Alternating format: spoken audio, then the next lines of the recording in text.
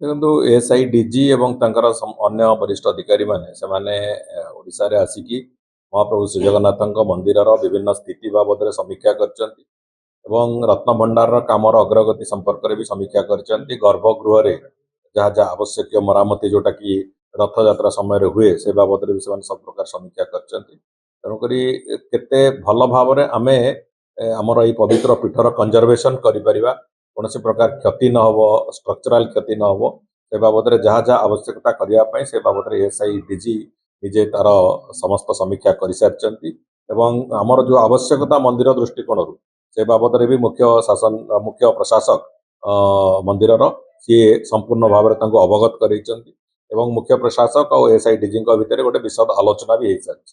ତେଣୁକରି ମନ୍ଦିରର ଯାହା ଆବଶ୍ୟକତା ଏବଂ ଟେକ୍ନୋଲୋଜି ଦୃଷ୍ଟିରୁ ତାଙ୍କର ଯାହା ଆବଶ୍ୟକତା ଏଏସ୍ଆଇର ସମସ୍ତ କଥାକୁ ଏକା ସାଙ୍ଗରେ କୋଲାବୋରେଟ୍ କରିକି ମନ୍ଦିରର ସମ୍ପୂର୍ଣ୍ଣ କନଜରଭେସନ ପାଇଁ ମନ୍ଦିରର କୌଣସି ପ୍ରକାର ଯେମିତି ଷ୍ଟ୍ରକ୍ଚରାଲ କ୍ଷତି ନ ହେବ ଆଗାମୀ ଦିନମାନଙ୍କରେ, ସେଥିପାଇଁ ଯାହା ଟେକ୍ନୋଲୋଜିର ଆଡପ୍ଟ କରିବା କଥା ତାକୁ କରାଯିବ ବୋଲି ସେ ବୈଠକର ନିଷ୍କର୍ଷ ବାହାରିଛି ଏବଂ ମୁଁ ଭାବୁଛି ବହୁତ ଶୀଘ୍ର ଆମେ ସେ ଯୋଉ ରତ୍ନଭଣ୍ଡାର ଯୋଉ ପ୍ରକ୍ରିୟା ସରିଲା ପରେ ବାକି ଗୁଡ଼ିକ ଯାହା ଅଛି ତାହାର ବି ସେମାନେ ଇନ୍ସପେକ୍ସନ ସାଇମଲଟେନିୟସଲି କରିବେ ଏବଂ ଯାହା ଯାହା ଯୋଉଠି ଆବଶ୍ୟକତା ଅଛି ତାକୁ ସେ ଅନୁଯାୟୀ ଉପଯୋଗ କରିବେ।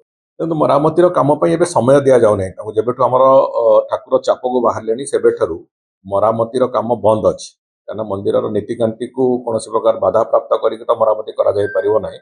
ତେଣୁକରି ସେଥିପାଇଁ ମରାମତି କାମ ବନ୍ଦ ଅଛି। ଠାକୁର ପୁଣି ଥରେ ପହଣ୍ଡି ହେଇକି ରଥକୁ ବାହାରିଲା ପରେ ମରାମତିର କାମ ଆରମ୍ଭ ହେବ ଏବଂ ବାହୁଡ଼ା ଯାତ୍ରା ପୂର୍ବରୁ ନୀଳାଦ୍ରି ବିଜେ ପୂର୍ବରୁ ଠାକୁରଙ୍କର ଆମେ ସେ ମରାମତିର କାର୍ଯ୍ୟକୁ ସମ୍ପୂର୍ଣ୍ଣ କରିବୁ, ସେଇଭଳିଆ ଏକ ଲକ୍ଷ୍ୟ ସ୍ଥିର କରାଯାଇଛି।